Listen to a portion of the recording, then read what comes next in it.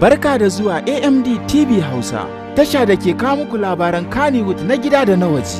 A yau labaranmu ya sauka akan jarumi Adam A. Zango, a yanda suka yi wata shahararriyar waka da shi da jarumar wasan Hausan nan, wacce ake kira da suna Zifiriti. Mai wasan barkwancin nan, waƙar ta samu aiki sosai da sosai.